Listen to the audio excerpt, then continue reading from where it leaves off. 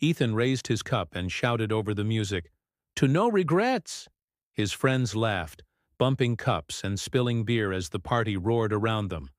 Loud bass thumped through the floor, lights flickered, and people danced like no one was watching. Ethan thrived in it. The jokes rolled off his tongue easily, the flirtation smooth, the attention effortless.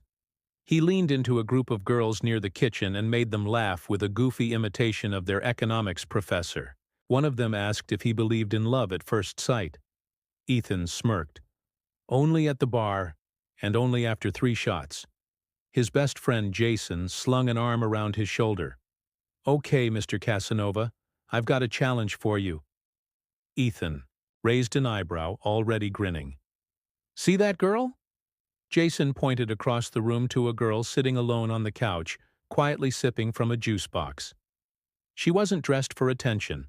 No heavy makeup, no sequins, no attempt to outshine the crowd. Her hair was pulled back, her clothes simple. She looked completely detached from the chaos around her. Jason nudged him. $10 if you go kiss her. Right now." Ethan scoffed. "That's all? Make it 20 and I'll even get her number." The guys laughed as Ethan adjusted his shirt and swaggered toward the girl like it was nothing. He slid onto the armrest next to her and flashed a grin. "You look like you're either the most mysterious person here, or completely lost." The girl looked up, slightly amused. "Neither." Her voice was calm, almost amused, but hard to read. "Well, I'm Ethan, and this party just got a lot better for me." He gave a playful smile, leaning a little closer. "What's your name?" She didn't answer. Instead, she just looked at him, curious. He chuckled. "Playing hard to get? That's cute." Before she could respond, Ethan leaned in and kissed her lightly. Nothing aggressive, just enough for his friends to burst into hollers from the other side of the room. The girl didn't push him away, but she didn't laugh either. She just blinked once, stood up, and said quietly, "Enjoy your night." Then she walked out of the party, leaving Ethan frozen for a second, confused by her calm exit. Behind him, Jason clapped him on the back. "Bro, legendary!" Ethan laughed it off, returning to the crowd. "Just another night," he shrugged. Next morning, Ethan rolled over with a groan, squinting at his phone. A notification buzzed from an unknown sender. "You've been selected for a special interview process for the Weston Capital Summer Internship. Report Monday 9 a.m. sharp. E. Callahan." Ethan blinked, sat up, and reread the name. Emily Callahan. Something about it made him pause. Ethan stood outside the tall glass building, adjusting his wrinkled collar and fidgeting with the borrowed tie around his neck. He hadn't expected the Weston Capital internship invite to be real, let alone this serious. The place looked like it belonged in a movie, sleek, intimidating, with everyone inside walking fast like they had somewhere more important to be. He checked his phone again to make sure he was at the right address. He was. Inside, the receptionist handed him a guest pass without looking up. "Ethan Brooks, Conference Room C, 11th floor." The elevator dinged open before he could respond. He stepped in, surrounded by sharp suits and leather briefcases, feeling out of place in his scuffed shoes and department store blazer. He caught his reflection in the elevator wall, ran a hand through his messy hair, and tried to look like someone who belonged. When the doors opened, a few interns were already waiting. Ethan took a seat near the back, tapping his foot nervously. He scanned the room, pretending to be casual. Then the door opened. Everyone stood. She walked in. The same girl from the party. No juice box, no hoodie. Her hair was down, smooth and styled, and she wore a navy blue blazer with quiet authority. She didn't smile. She didn't even flinch at the sight of him. "Good morning. I'm Emily Callahan," she said simply, setting her folder on the desk. "My father owns Weston Capital. I oversee internship onboarding. Let's begin." Ethan's stomach dropped. His smirk vanished. Every part of him tried to stay still, unreadable, but inside, he was spiraling. She didn't acknowledge him directly, didn't flinch, didn't blink. She treated him just like every other applicant. Her voice was even, her instructions clear. She introduced the structure of the program, the expectations, the evaluation methods. No jokes, no dares, just business. When it came time for one-on-one intros, she called names off a list. Brooks, Ethan. He stood slowly. Here. Their eyes met for half a second. Nothing. She moved on to the next name. Just like that.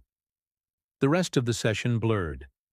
Ethan barely processed the tour, the company history, or the packet in his hand.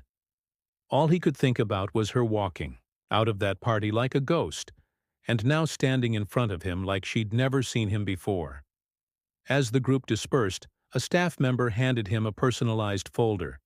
Callahan asked that you join the strategy group starting Monday. Ethan stared at the assignment. Strategy group was elite, normally reserved for top-tier applicants. He looked around, then back at the glass walls, where Emily now stood with two executives, calmly speaking as if the past night never existed. Ethan stood frozen, folder in hand, still processing that the girl he kissed on a dare was now his boss, and she had already won the game without even playing. Ethan walked through the revolving doors and immediately felt like he didn't belong. The marble floors gleamed like they'd been polished just for him. Glass walls, sleek black furniture, and a quiet hum of efficiency surrounded him. Everyone looked important. Tailored suits, clean hairstyles, voices barely above a whisper. He adjusted his blazer, which suddenly felt way too cheap, and tried not to let the nerves show on his face.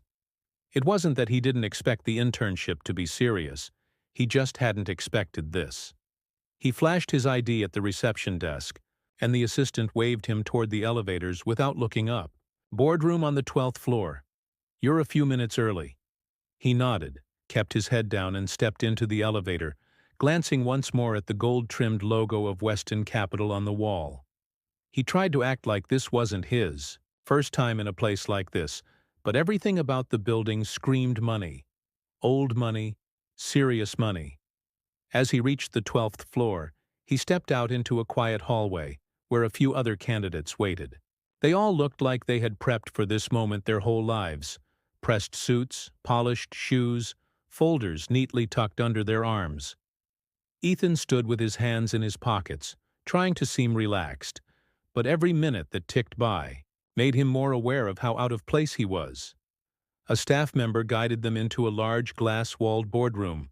The view behind the conference table stretched across the skyline, the kind of view Ethan had only ever seen in movies. He took a seat near the corner and tapped his foot under the table. Then the door opened. He turned automatically, not expecting anything. Emily walked in. But this wasn't the quiet girl with the juice box and hoodie from the party. This woman wore a dark blue suit, crisp and elegant, her hair tied back, her steps confident and silent. She carried no folder, no phone, just presence. The room fell silent. She didn't smile, didn't hesitate. She walked straight to the head of the table and stood with both hands resting lightly on the edge. "Good morning," she said. Her voice was calm, polished, and steady. "I'm Emily Callahan. I'll be sitting in on today's evaluations. Let's begin." Ethan's heart nearly stopped. He shifted in his seat, trying to hide his reaction, trying not to be seen. But she had seen him. There was no way she hadn't. He was the one who kissed her at a party. On a dare. And now she was standing at the front of the room, addressing him like he didn't even exist. Like he was just another name on the sheet. One by one, the candidates introduced themselves. Degrees, hobbies, why they were passionate about finance. When it was Ethan's turn, he cleared his throat and stood, hands awkwardly folded. Ethan Brooks, marketing major. I'm here because..." He paused. His voice caught. Emily's eyes flicked to him for the briefest moment, unreadable. He stumbled on. "Because I believe creativity has a place even in data-driven environments." He sat back down too fast. His face was burning. No one said anything, but he could feel the tension vibrating in his skin. Emily continued like nothing had happened. She introduced the senior panel, outlined the company's vision, and walked them through the next steps of the selection process. Her tone never changed. She never once hinted that they'd ever met. She addressed everyone with the same cool professionalism. Ethan could barely keep up. Every word she spoke layered more pressure on his chest. As the morning progressed, they split into breakout groups. Ethan's team was assigned a case study, and Emily walked over briefly to observe. She stood beside their table, listening silently as one of the candidates explained a market strategy. Ethan didn't speak. He just focused on the page in front of him, pretending to take notes. He could feel her standing there. The scent of her perfume, subtle and expensive, stirred a weird mix of guilt and admiration. After a few minutes, she walked away without a word. Later, during lunch, Ethan found himself alone at a small table near the window. His appetite was gone. He sipped water and stared at the city skyline. What were the odds? Of all the people he could have kissed, it had to be her. And she hadn't even called him out on it. No mockery, no payback. Just silence. That made it worse. Her calmness made it feel like he was the one chasing meaning. One of the staff members stopped by and handed him a second envelope. "You've been assigned to Division C for deeper evaluation. Ms. Callahan's group." Ethan looked up. "Emily Callahan?" he asked, trying to sound casual. "Yes," the staff member replied. "She's the executive evaluator. Her father owns the company." Ethan blinked. "She's the owner's daughter?" The assistant nodded. "One of the youngest strategists in the company. She's been running half the division for the past year." He sat there for a second after the assistant left, trying to process it. Not only had he treated her like a joke, not only had he kissed her as a dare, but she was basically royalty in the company he now desperately wanted to be part of. His fingers tightened around the envelope. The boardroom, the interview, the way she stood in front of the group, like she didn't have anything to prove, and the way she didn't even flinch at seeing him again. He looked down at the folder in his lap and realized something that hadn't occurred to him until now. He was completely out of his depth. Ethan walked into Weston Capital on his first official day of the internship, wearing a new blazer he couldn't quite afford and a level of anxiety he couldn't hide. Everything about the office buzzed with efficiency. People moved with purpose, conversations were low and clipped, and no one stood around pretending to be impressed. Ethan tried to blend in, keeping his shoulders square and his smile polite, but his eyes kept drifting toward the glass office at the end of the hall. She was in there, behind the door, with the nameplate that read, "Emily Callahan, Strategic Advisor." He hadn't spoken to her since the interview. She hadn't acknowledged him in any personal way. No glance, no subtle comment, nothing that would hint they had ever met outside of this building. He told himself that was a good thing. That he could just move forward like everyone else, but that was easier said than done. The first few hours were a blur of documents, passwords, digital platforms, and financial models that made his brain cramp. While others asked technical questions and took notes like they were born for this, Ethan nodded and pretended he understood. When they were finally released for a short break, he leaned against a wall in the hallway, trying to breathe. A fellow intern named Darren chuckled beside him. "Rough start?"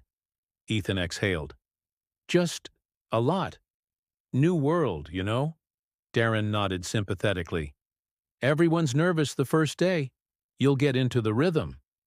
But Ethan wasn't just nervous. He was completely off balance. Every time Emily walked by, he tensed, unsure whether she was going to ignore him again or call him out in front of the group. But she remained distant, never raising her voice, never pausing to chat. She treated every intern with the same professional coolness, and Ethan began to wonder if he imagined the entire party encounter. Still, he couldn't help himself. One afternoon, as the interns gathered in the lounge for a short feedback session, Ethan approached her during the shuffle. "Hey," he said casually, trying to keep his voice low and nonchalant. "This place is a bit of a jungle." Emily didn't stop walking. "If you're not ready for a jungle, you're not ready for business," she replied smoothly without looking at him. Her words were firm, clipped, but not rude. He let out a quiet laugh and tried again. "So, you're not going to pretend we never—" "I'm going to pretend we're all professionals," she cut in. Then she turned, gave him a tight, polite smile, and walked away. The message was clear. The next day, each intern was given an assignment, an individual presentation to develop and pitch to a senior panel. It was the midpoint evaluation, designed to test their communication and problem-solving under pressure. Ethan flipped open his folder. His topic was the hardest: market diversification strategies for declining sectors in emerging economies. He blinked at the complexity of it. Others had clear, clean topics: consumer behavior, tech innovation, sustainable branding. His was layered, abstract, and required research far beyond the onboarding packet. He looked across the room at Emily. She was watching the interns with a neutral face, her arms folded. Their eyes met briefly. She didn't blink. Later that afternoon in the cafeteria, Ethan slumped into a chair beside Darren and groaned. "She gave me the worst topic, like deliberately. She's punishing me." Darren shrugged. "Or maybe she thinks you can handle it." Ethan rolled his eyes. "No, man. She's cold. Like, no soul cold. A total snob." He didn't notice the junior analyst sitting a few tables behind him. He didn't see the way she glanced up, subtly took note, and left the room a few minutes later. The next morning, the interns gathered for a group check-in. Emily walked in, tablet in hand, her expression unreadable. She scanned the room, paused, then said, "Before we begin, just a reminder, professionalism isn't something you wear when it's convenient. It's how you speak, even when you think no one's listening." Her eyes swept past Ethan, briefly but unmistakably. Ethan's stomach twisted. She'd heard, or someone had told her. Either way, she knew. And she wasn't angry. That made it worse. She was calm, in control, untouchable. He felt heat rise to his neck as she moved on, breaking them into workshop groups. She handed out reference packets without looking at him, without so much as a flicker of reaction. That quiet, surgical precision rattled him more than if she'd yelled. She wasn't retaliating. She was reminding him who held the power, and doing it with elegance. That night, long after most interns had left, Ethan stayed behind in one of the conference rooms. His sleeves were rolled up, his laptop open, papers scattered across the table. For the first time, he wasn't pretending. He wasn't trying to charm or joke his way through it. He was focused, digging through articles, watching trend reports, mapping out ideas. The city lights glowed outside the tall windows. Inside, it was quiet. Ethan rubbed his eyes, stared at the screen, and typed a new headline for his presentation slide. It wasn't about proving something to her anymore. It was about finally proving something to himself. Ethan began noticing things he hadn't before. It started small. How Emily arrived at the office before everyone else and left after the halls were quiet. How she asked questions during meetings that no one else dared to ask. Not to trap anyone, but to challenge the assumptions they brought to the table. Her presence wasn't loud. It didn't need to be. The senior executives deferred to her. The interns respected her, even if they feared her a little. And the staff? They didn't gossip about her. They worked harder around her. She didn't dominate the room, she anchored it. During team reviews, she spoke little but precisely. Her notes were thoughtful. Her feedback sharp but never cruel. Ethan, who had always relied on charm to slide through situations, now found himself leaning in to understand how she worked, how she thought. The more he watched, the more he realized she wasn't arrogant. She was just exact. She didn't waste words, didn't play politics, didn't bother with flattery. Everything had purpose. And yet, she wasn't robotic. She listened when someone had a point worth making. She didn't interrupt. She didn't boast. She moved like someone who didn't need approval to validate her place in the room. One afternoon, during a break, he stood near the window with a coffee, eyes drifting toward the main floor. Emily was walking through the rows of analysts, nodding briefly at a comment, leaning in to clarify something on a screen. It wasn't for show.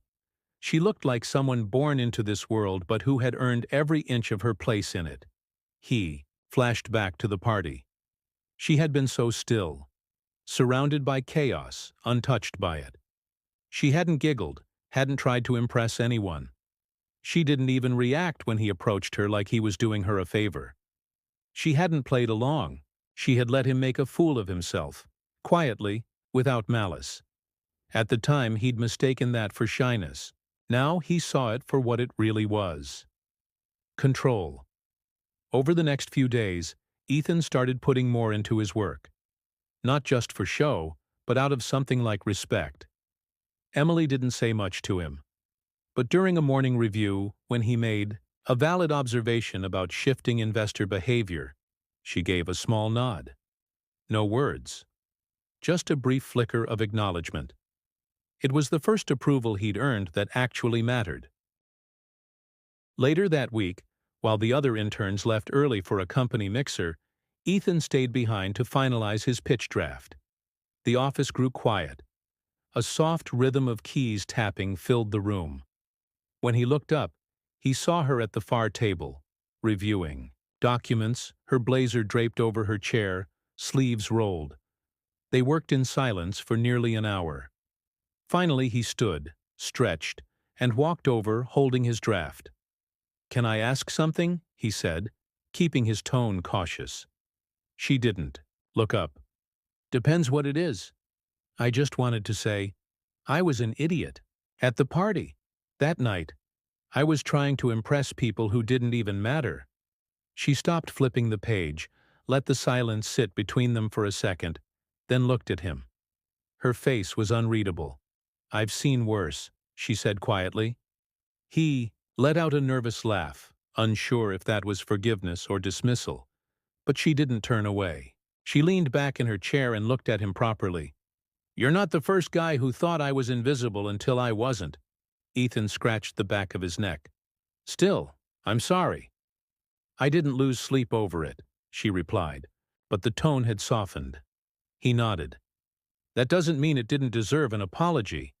Something in her eyes flickered, almost surprise. Then, after a beat, she said, "The pitch draft you turned in yesterday, it was good. Not perfect, but better." He smiled, more out of relief than pride. "I stayed up until 3 fixing that thing." "I could tell," she said, and there was the smallest curl of amusement in her voice. They both looked at the draft in his hand. "I'm still figuring it out," he admitted. "This whole world, I've spent so long coasting. It's strange to actually want to earn something." Emily tapped her pen against the edge of her chair. "Wanting to earn it is a good start. Now you just have to want to earn it for the right reasons." He glanced at her. "What are the right reasons?" She shrugged. "Depends on who you're becoming." There was a silence that didn't feel heavy this time. Just calm. He smiled again, less awkward this time. "You always this philosophical after hours?" Emily raised an eyebrow. "Only when people stop trying to flirt with me." Ethan chuckled, genuinely now. "Fair enough." She stood and gathered her papers. "Don't stay too late. Even overachievers need sleep." "Noted," he said, watching her walk away. Just before she reached the door, she paused. "And Ethan?" she said without turning around. "Yeah? You're not invisible either." The door clicked softly behind her, and for the first time in weeks, Ethan felt like someone had seen him. Not the version he performed, not the charmer, not the dare-taker, but just him. And somehow that mattered. Ethan nearly dropped his pen when the announcement was made. "Final presentation will be led by Ethan Brooks," the coordinator said at the end of the weekly meeting. A few interns clapped politely, but others exchanged glances, the kind that carried silent accusations. He could hear the whispers already, forming. Of course she picked him. Must be nice to get a boost from the boss's daughter. Ethan stared down at his notebook, pretending to read something important. Inside, he was stunned. Emily had made the selection personally, and though she said nothing to him directly, he could feel the weight of her decision sitting on his shoulders. When the group broke, Darren leaned over and clapped his back. "Congrats, man! Big stage!" Ethan forced a smile. "Thanks." Darren hesitated before walking away. "Just own it, all right? You earned it." That night, Ethan stayed late again, reviewing slides, cleaning graphs, rewriting sentences he'd already rewritten 5 times. He wanted every second of his pitch to be tight, honest, impossible to ignore. For once, he wasn't trying to impress the room. He just wanted to live up to what someone saw in him. At midnight, his phone buzzed. A message from an unlisted address. Subject line, "Guess the boss likes bold guys." Attached was a screenshot, grainy, obviously taken on a phone. It showed him and Emily at the party. The kiss. His face half-shadowed, her expression unreadable. Underneath was a single comment. "Still think he earned it?" Ethan's stomach flipped. He scrolled down. The message had been forwarded to 2 intern group chats. People had seen it. They knew. His first instinct was to call Darren, to talk it out, but he didn't. He just stared at the screen, heart pounding. His mind raced through every scenario. Emily pulling him from the presentation, HR stepping in, the board laughing, behind closed doors. He pictured the silent judgment, the subtle smirks, the way things like this spiraled out of control in places like this. His face burned with shame, not just for what happened at the party, but for the fact that it might now define him all over again. Sleep didn't come.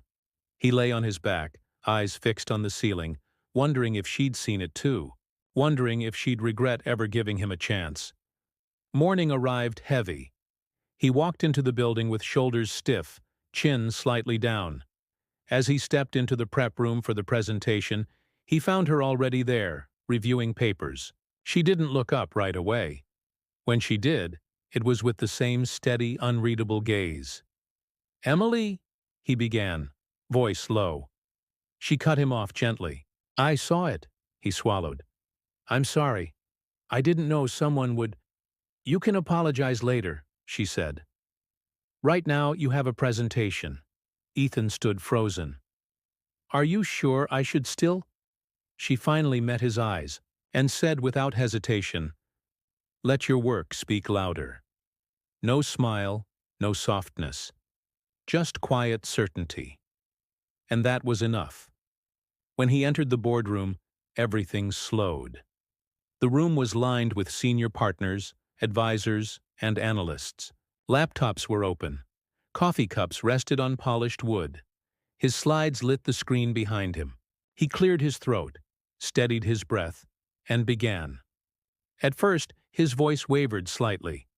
But as he moved through the opening, drawing connections between market instability and innovation in mid-tier investment, his tone settled. He broke the data into stories, real people, real risks, and clear strategies. He handled questions directly. When someone interrupted, he didn't flinch. He redirected calmly. He even cracked one subtle joke about volatility, and the room chuckled. Not forced, not fake, just human. By the end there was a pause, then a round of applause, short but genuine. One partner leaned back, nodded thoughtfully, and said, "That's the most grounded forecast we've seen from this round." Ethan sat back down, hands trembling slightly under the table. His jaw was tight, not from fear, but from holding himself together. The moment passed. The meeting shifted, but something in him stayed buzzing. Something solid. Afterward, as people filed out, Ethan lingered behind, collecting his notes. That's when he heard the voices in the hallway just outside the door. You thought that picture would humiliate him? Emily's voice, low, sharp, steady. It was just a joke, a male voice replied, nervous. Didn't think it'd. Don't play stupid, she said. You shared a private moment to hurt someone. That's not a joke. It's cowardice. There was a beat of silence. Emily continued, We don't reward that here, and you'll find that out. Footsteps retreated. Then silence. Ethan stood frozen behind the wall, heart pounding for a completely different reason now. She had known. She hadn't just brushed it off. She had protected him. Not publicly, not for drama, but privately, with surgical precision. Just like everything else she did. He stepped back into the conference room, sat for a moment, and looked out the tall windows. The skyline stretched in every direction, but his focus had narrowed. This wasn't about redemption anymore. This was about earning her respect and keeping it. Ethan sat at the edge of his chair in the HR director's office, nodding slowly as she repeated the words a second time. This is a formal offer, Ethan. Full-time position. Strategic Communications Associate. Starting next quarter if you accept. He blinked, lips slightly parted, unsure if he was hearing her right. She smiled and slid the offer letter across the table. You've impressed the right people. The right people. He didn't need to ask who that meant. He walked out of the office in a haze. The polished floors, the glass walls, the name tags on every desk. Suddenly, none of it felt foreign. He belonged here. He had earned it. Not because of a mistake at a party. Not because someone gave him a second chance out of pity, but because he showed up and did the work. Later that afternoon, he received a short internal message. Lunch. 1 p.m., conference room 4C. Emily. He arrived early. The room wasn't large, but the table was neatly set. 2 plates, bottled water, a simple catered spread. Emily was already there, removing the lid from a small container of salad. No assistants, no other executives. Just her. Congratulations, she said as he sat down. He smiled, unsure how formal to be. Thank you. She took a bite before continuing. You earned it. I had to nudge the conversation, but no one objected. That means a lot, he said, watching her carefully. Coming from you. Emily nodded, placing her fork down. I don't recommend people lightly. I've seen too many who coast on charisma, and then collapse under pressure. He looked away, then back at her. That used to be me. She didn't deny it. But it's not anymore. There was a pause. The food sat untouched in front of him. He shifted, cleared his throat. Emily, I know this isn't the place for this, but I'd regret it if I didn't ask. She raised an eyebrow. He went on, softer now. Would you ever, not as an intern or anything, but someday maybe, go out with me? He wasn't smirking this time. No wink, no swagger, just an honest, awkward question from someone who knew better now. Emily didn't laugh. She just looked at him. Her face was calm, serious. Maybe one day, she said. When it's not a dare. He let out a quiet breath and nodded. Fair, she smiled faintly. You're learning. The lunch passed without ceremony.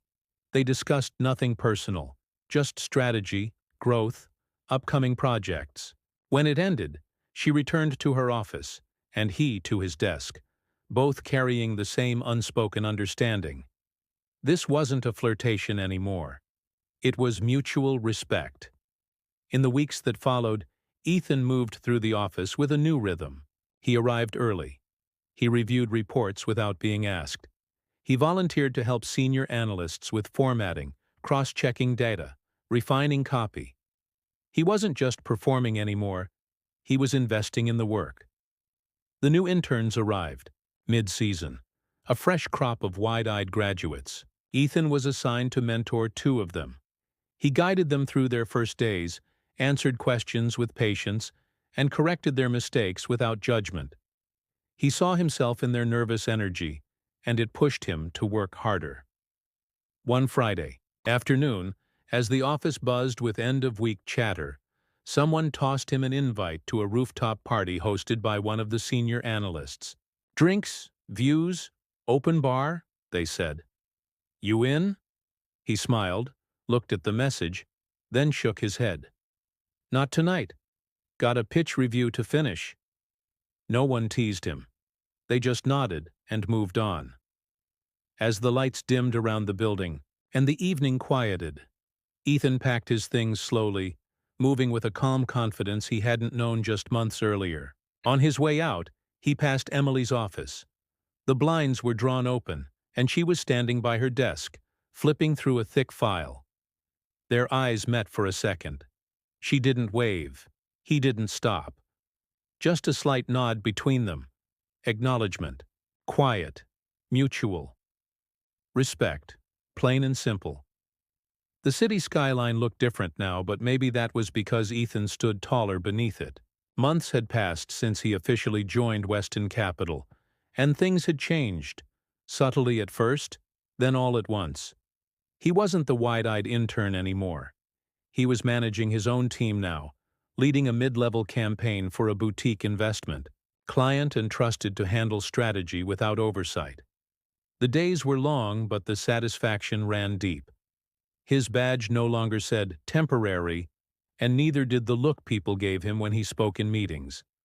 Emily had taken a step back. After the new fiscal quarter began, she was still part of the company, still carried the weight of her name, but she was traveling more. Conference panels, market expansions, closed-door meetings he didn't yet have access to. Still, they exchanged messages from time to time. A forwarded article, a short comment on a report, brief and professional, but always thoughtful. Then one Thursday afternoon he got the call. Her voice was calm as ever. "We're hosting the annual gala next month. I'd like you to present the opening remarks about growth, team culture, something reflective." Ethan hesitated. "Me?" "Yes, you." He wanted to ask why, but he didn't need to. She wouldn't have called if she didn't already know the answer. When the night came, Ethan stood in front of the mirror in his apartment, adjusting the lapel of his tailored suit. It fit better than anything he'd ever worn. Not just the fabric, but the life. He ran a comb through his hair one last time and headed out. The venue glowed with gold lighting and quiet jazz. Executives in tuxedos, partners in glittering gowns. Waiters moved silently through the crowd with silver trays. Ethan spotted familiar faces, some from his intern days, some who now reported to him, and there she was. Emily stood near the podium, speaking briefly with a board member, her black evening dress simple and sharp. When their eyes met across the room, there was no surprise, only acknowledgement. She stepped up to the mic a few minutes later. The crowd fell into a gentle hush. "As we look ahead," she said, "we remember that growth doesn't just come from markets or numbers. It comes from people. Tonight I want to introduce someone who reminded us of that. Please welcome our newest rising star, Ethan Brooks." The applause came easy. He took the stage, pulse steady, voice clear. His words weren't rehearsed.